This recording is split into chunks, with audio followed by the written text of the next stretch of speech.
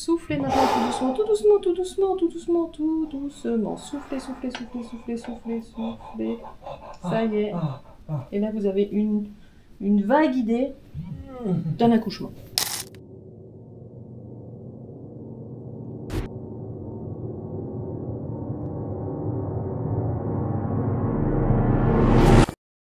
Salut les riders et les riders, j'espère que vous allez bien. Aujourd'hui on se retrouve pour la troisième vidéo à propos de mes péripéties de santé. Comme d'habitude, je vous fais un petit rappel pour ceux qui sont nouveaux sur cette chaîne ou qui me découvrent via cette vidéo. En février, je me suis fait une rupture des corps caverneux à la suite d'une grosse chute à VTT. S'en est suivi également une sténose de l'urètre. La rupture des corps caverneux est plus communément appelée fracture du pénis. C'est du sérieux. J'ai résumé l'accident et tout ce qui s'en est suivi, donc les diverses opérations et les convalescences dans deux vidéos juste ici. Donc je vous invite vraiment à aller les voir si ce n'est pas encore fait. Et aujourd'hui, je vais vous parler du coup de ma dernière opération que j'ai subie, que je vous avais annoncé dans cette vidéo juste ici également. Donc préparez les popcorn, vous allez vivre, je pense, avec moi l'une des vidéos les plus traumatisant à voir dans votre vie. Déjà sur la première vidéo, vous avez été extrêmement nombreux à me dire que c'était très dur à regarder, surtout si vous êtes un mec, et je pense qu'on se comprend pourquoi.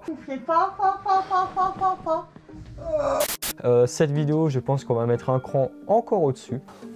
Donc installez-vous confortablement, je vais vous raconter la suite de mes péripéties et tout ça à travers une urétroplastie avec greffe de muqueuse buccale. Ah ça c'est absolument terrible. Donc on va commencer par le commencement. Je pars du principe que vous avez vu mes deux précédentes vidéos, donc que vous êtes à peu près informés sur ma sténose de l'urètre. Une sténose de l'urètre, grosso merdo, c'est votre urètre qui cicatrise de l'intérieur et à force de spermer, ton débit urinaire se réduit et tu peux littéralement ne plus pouvoir pisser. Et donc je pense que j'ai pas besoin de vous détailler pourquoi ça peut être très compliqué. N'attendez pas, des stops turbo. Donc on arrive au premier chapitre, la radiographie de mon urètre. Alors cette dernière, elle va nous permettre de voir où est située la sténose dans l'urètre, parce que l'urètre, mine de rien, c'est quand même assez long, donc ça va de l'extrémité du pénis jusqu'à la vessie, en passant par la prostate, ouais. Oui. Oh.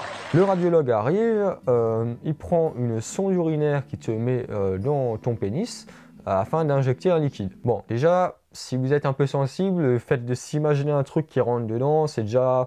Voilà, je vous mets juste ci-dessus à l'écran une vidéo quand je devais m'insérer les sondes urinaires afin de percer la sténose tous les 2 jours. Vous voyez vraiment la taille de ce que je devais me rentrer dedans. Donc voilà, quand on te dit on va te rentrer un petit tuyau pour injecter un liquide, moi c'était presque... Ça m'en touche une sans bouger l'autre. Et c'est comme ça qu'on a reçu du coup ce cliché. Donc vous voyez la main du chirurgien qui tient la sonde urinaire et au milieu on détecte enfin ma sténose. On voit vraiment ce rétrécissement de l'urètre, mais heureusement c'est sur une zone très localisée, donc je n'ai pas une sténose allongée, ça c'est déjà un très bon point. Donc voilà, la radiographie de l'urètre c'est fait, je vais pouvoir regagner ma chambre d'hôpital.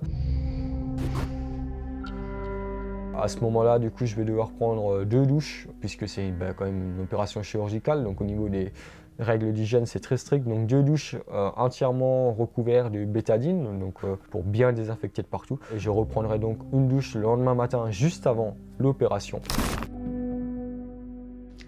J'arrive pas trop à dormir. J'ai lu tous les messages que j'ai reçus sur Instagram et sur YouTube. Ça me fait vraiment chaud au cœur.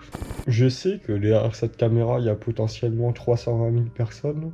Et de l'autre côté, je me suis jamais senti aussi seul. C'est la 3e fois que je suis seul à l'hôpital en moins de 6 mois. La première fois, c'était dans une souffrance horrible. La 2e fois, c'était dans l'attente d'une opération. Et la 3e fois, c'est maintenant. On arrive donc au chapitre 2, l'urétroplastie avec greffe de muqueuse buccale. Alors je vous l'ai déjà expliqué ce que c'était que l'urétroplastie avec greffe de muqueuse buccale, mais je vais le refaire puisque là évidemment on va couvrir le préopératoire, l'opératoire et le post-opératoire, la convalescence et les difficultés que j'ai eues par la suite. Donc c'est vraiment très large. Là je suis passé sur le billard, j'ai tourné cette vidéo, je crois qu'on est le 7 octobre. Donc j'ai du recul sur la chose, je vais pouvoir vous expliquer tout ça. On est le matin, Je devais me faire opérer à 8 h, il est à peu près 6h30 du mat. Bon, petite nuit passée à l'hôpital, j'ai super bien dormi. Là c'est le matin, c'est l'heure de reprendre la deuxième douche avec la bétadine. Bon, ça y est, du coup, la blouse d'hospitalisation est mise. Il devrait arriver d'ici quelques minutes, donc c'est le grand jour. C'est le grand jour. Sous un beau soleil en plus.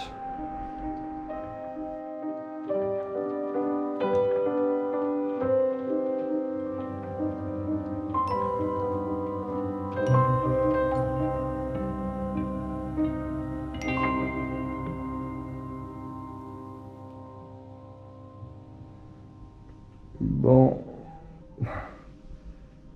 l'opération s'est bien passée selon le chirurgien. Je peux pas trop parler parce qu'ils m'ont enlevé une partie de la joue, qu'ils m'ont greffé dans la bite.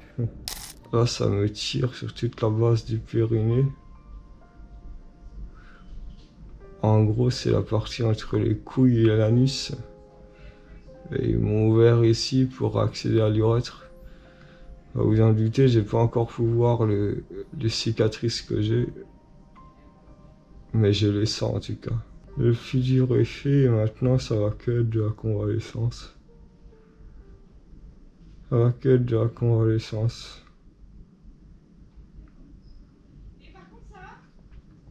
Donc ça va être très difficile, mais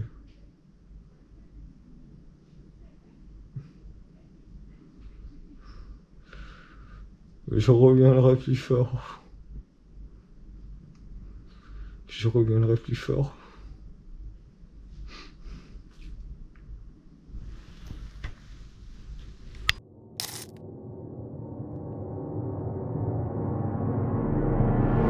Donc, qu'est-ce qu'ils m'ont fait? Alors, quand j'étais endormi, du coup, il y a un premier chirurgien. Il a, du coup, détaché un morceau de muqueuse buccale. Pendant ce temps, mon urologue m'ouvre toute la base du scrotum. Bonjour. C'était sûr! Le scrotum, c'est du coup, c'est la peau qui tient vos couilles, quoi, littéralement, quoi. Donc, en gros, il m'ouvre entre les deux couilles jusqu'à l'anus. Si vous êtes une fille, vous voyez peut-être pas trop l'ordre de grandeur. Pas particulièrement. Si vous êtes un mec, je vous invite à regarder, donc, la taille de la cicatrice de vos couilles jusqu'à l'anus. Rien que d'y penser, ça me fait rire, tu vois, parce que c'est chaud quand même. C'est pour cela, évidemment, que par la suite, je vais pas pouvoir m'asseoir et que, encore actuellement, là, on est le 6 ou 7 octobre, je ne fais pas de vélo parce qu'une selle de vélo... Bref, il ouvre le scrotum, hop, il te sort l'urètre, il découpe la moitié de l'urètre. Pourquoi il découpe la moitié de l'urètre? Parce que la sténose, elle prend toute l'urètre, enfin, sur la circonférence. Il découpe la moitié de l'urètre parce que dans mon cas, là je viens de fêter mes 23 ans il y a 2 semaines. Quand t'as 23 ans, c'est pas le même traitement que quand t'es papy 85, 87 ans, où on coupe l'urètre, on raccorde. Et s'il a des problèmes d'érection, c'est pas très grave. Mais moi je veux faire l'amour! Dans mon cas, il vaut mieux éviter ça. Donc c'est pour ça qu'ils ont coupé la moitié de l'urètre et pas toute l'urètre pour refaire un greffon par-dessus. C'est pour éviter de couper les nerfs érectiles. Je vous le dis, ça me fait bander. Il reconstitue l'urètre avec le morceau que l'autre chirurgien a préalablement prélevé de ma bouche. Ce qui fait que du coup, littéralement, actuellement, dans mon urètre, j'ai mon urètre que j'ai depuis que je suis né et que vous avez aussi, l'urètre naturel, et un morceau de ma joue. C'est contre nature. Hein. Voilà, donc là il recoue, tac tac tac, il te refoute l'urètre dans ton scrotum, il referme le scrotum et grosso merdo, évidemment il te recoue la joue. Donc voilà, donc j'ai une énorme cicatrice ici et une cicatrice qui part des couilles jusqu'à l'anus.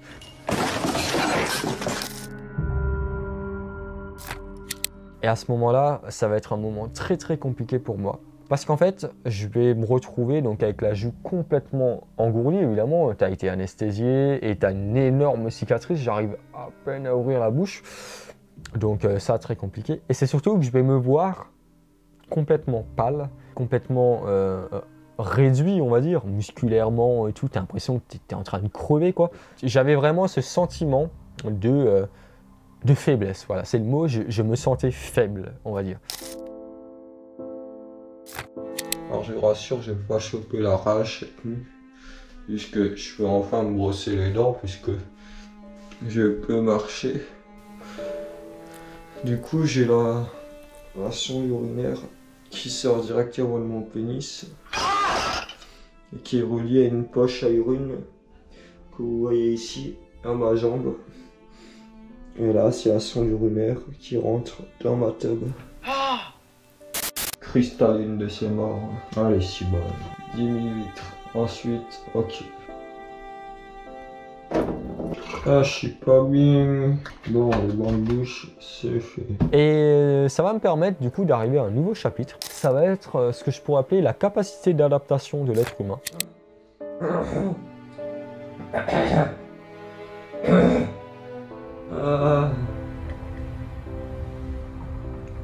Parfait. C'est dégueulasse.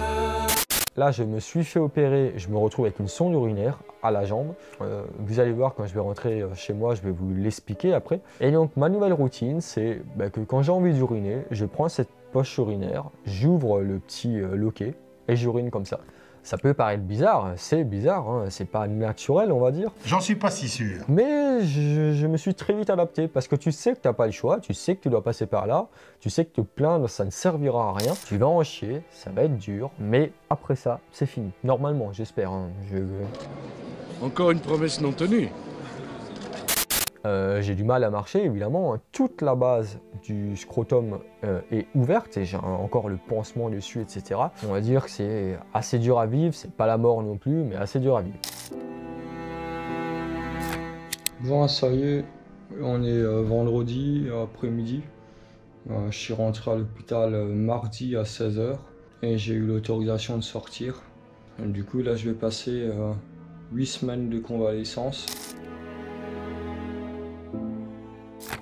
Donc ça y est, j'ai le feu vert, je peux rentrer chez moi, mais cette fois je ne vais pas avoir la sonde urinaire qui va être retirée tout de suite afin de éviter que la sténose se referme si jamais elle est là, et évidemment uriner dans une poche à urine.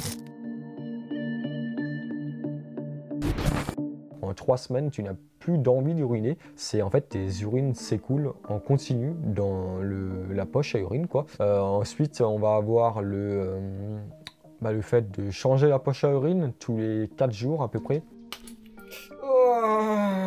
Pour éviter voilà, les infections, etc. Délicieux. Et le raccordement, où tu vas te coucher, donc tu as la poche à urine à la jambe, et quand tu vas te coucher, tu te raccordes à une autre poche à urine, donc ça fait une rallonge, ça fait ta première poche qui, elle, se vide dans une plus grosse poche encore. Donc voilà, et au bout de 5 jours, on arrive au premier truc que je redoutais, c'était je devais retirer le pansement que j'avais au niveau de la cicatrice. Donc j'arrive sur la douche, je prends le jet d'eau, je mouille le pansement, et là je vois quand je tire, ça se retire, ça se retire, ça se retire. Pas de douleur. Là, je me dis, incroyable. J'aime bien. Donc le pansement se retire, je peux enfin voir la cicatrice. Autant vous dire que bon, le chirurgien a fait un super boulot, c'est carré dans l'axe, c'est propre, mais putain, C'est un bordel. Donc, il y a la routine que je vous ai expliquée, c'est-à-dire laver la cicatrice, de la bouche et du scrotum, faire attention, vider les poches à urine et tout. C'est chiant, mais franchement pas la mer à boire. Mais je suis un mec. Ah bon? Et je pense que les gars ont compris là où je veux en venir. Non, non. Peut-être les filles aussi, je sais pas. Et oui, le matin, les mecs, alors des fois on se réveille en l'ayant et des fois on ne le sait même pas qu'on en a eu, mais c'est quasiment tous les matins. Les mecs ont des érections matinales. Ça peut aller de 15 minutes à 45 minutes. Sauf que j'ai une sonde urinaire de 35 cm, voire 40 cm de long, qui rentre dans mon pénis jusqu'à la vessie. Premier truc. Et j'ai tout le scrotum qui est ouvert. Ce qui fait que du coup, pendant 4 ou 5 jours, j'ai eu des douleurs absolument terribles, évidemment. Alors, vous pouvez penser que c'est le fait d'avoir des érections avec la sonde urinaire qui traverse ton pénis qui est extrêmement douloureux.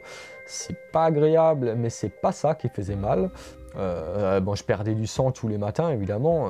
Les 5-6 premiers matins, je devais foutre les caleçons direct au linge parce qu'ils étaient pleins de sang, quoi. Bref. Ça fait bizarre de dire ça à une vidéo qui va sûrement être vue des dizaines de milliers de fois. Tout, le scrotum, etc., ont doublé de volume. C'est devenu bleu.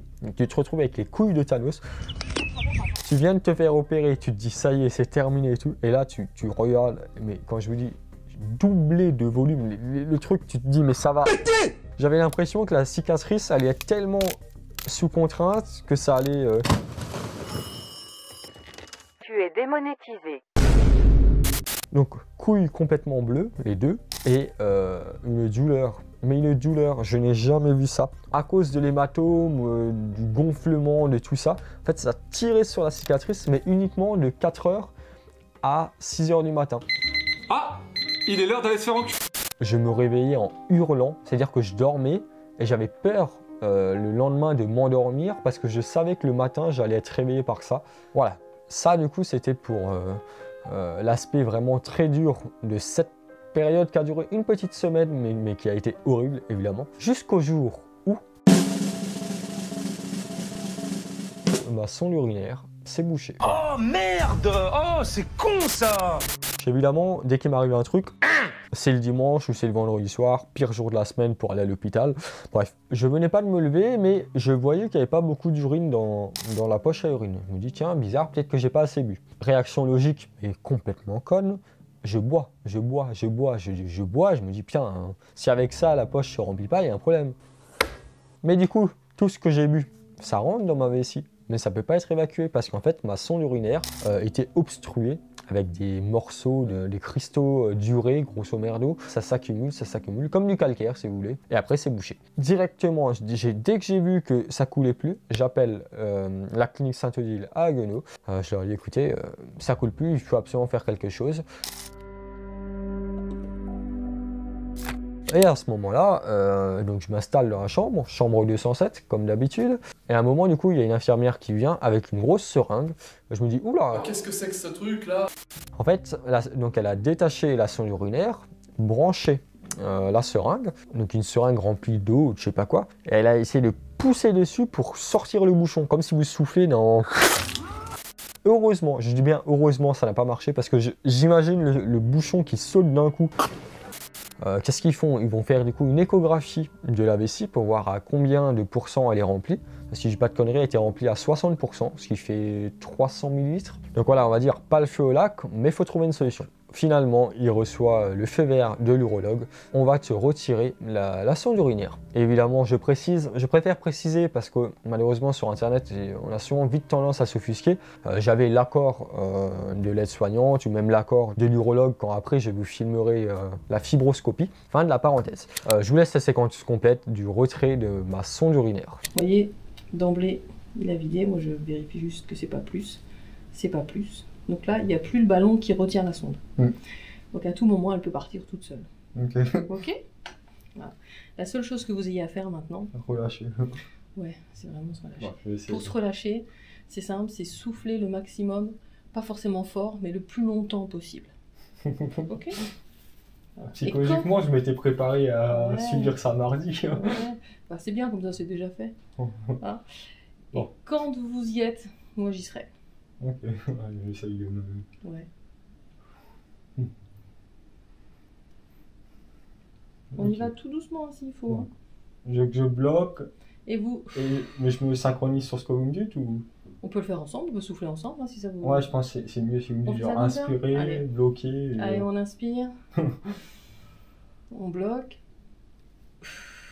Soufflez maintenant tout doucement, tout doucement, tout doucement, tout doucement, tout doucement. Soufflez, soufflez, soufflez, soufflez, soufflez, soufflez. Ça y est. Et là, vous avez une vague idée d'un accouchement. Ah, Ouais. ça, il n'y avait pas de sang dessus. Rien. Non, oh, moi ça veut dire que ça a un peu plus. Oh putain de merde. Oh, bon, Je ça vous va, laisse. c'était moins pire que la dernière fois. Ok. Je vous laisse Ouais, merci. avec tout ça. Oh. Voilà, donc comme vous pouvez le voir, beaucoup d'appréhension parce que la dernière fois ça m'avait fait pas mal, mais on va dire que c'est pas agréable. Fort, soufflez fort, fort, fort, fort, fort, fort, fort. Voilà, vous respirez normalement. Vous respirez normalement. Donc elle me retire à son urinaire et là, ben, pas le choix, je dois uriner normalement. J'ai énormément d'appréhension. Déjà, j'ai vraiment envie de pisser. Et ça va être la première fois que je vais pisser depuis 3 semaines avec ma tub. J'ai peur parce que normalement c'était pas prévu. J'étais encore censé avoir une poche de stomie pendant 6 semaines. Donc j'espère qu'au niveau de la cicatrice ça va pas me brûler ou autre. Mais de toute façon j'ai pas le choix. Donc let's go.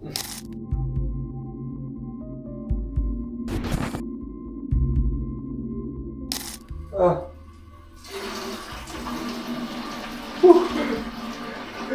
A few moments later. Bon, j'ai réussi à pisser 300 ml.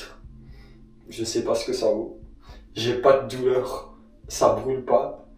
Vous le voyez à ma tête, je suis vraiment gros, même si j'ai la tub à l'air et tout. Mais je devais attendre mardi pour faire une fibroscopie, pour regarder l'état de la cicatrice. Fibroscopie, je le rappelle, ils prennent une caméra, ils vous l'insèrent dans le pénis, c'est comme un endoscope, quoi. Je patiente tout le lundi, j'attends, je passe mon temps à regarder Le Seigneur des Anneaux. Je me suis fait la trilogie Seigneur des Anneaux et Hobbit. On arrive donc à mardi, nouveau chapitre, la fibroscopie, pour voir qu'est-ce qu'on va faire.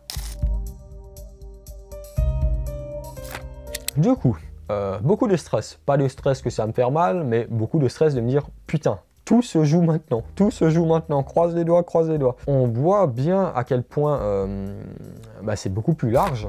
Alors au moment où j'ai fait la fibroscopie, il y avait encore un peu des bouts qui pendaient, machin truc. Ça, je suppose qu'ils se sont barrés depuis. Mais voilà, on voit vraiment que ça a été largement élargi. Donc l'urologue voit ça. Je le vois aussi, je filme et tout, et il dit c'est très bien, bien cicatrisé, machin truc. Et là je me dis, oh putain, c'est la fin. Encore une promesse non tenue. Parce que du coup, le fait qu'ils disent très bien, machin truc, il a jugé que c'était pas nécessaire de me poser une poche de stomie. Donc voilà, les riders et les riders, faites gaffe à vous. La santé, c'est ce qu'il y a de plus important, je le redirai jamais assez. Et surtout, ne lâchez jamais rien dans la vie. Parce que rien n'est acté d'un côté comme de l'autre. Sur ce, à la prochaine. Ciao.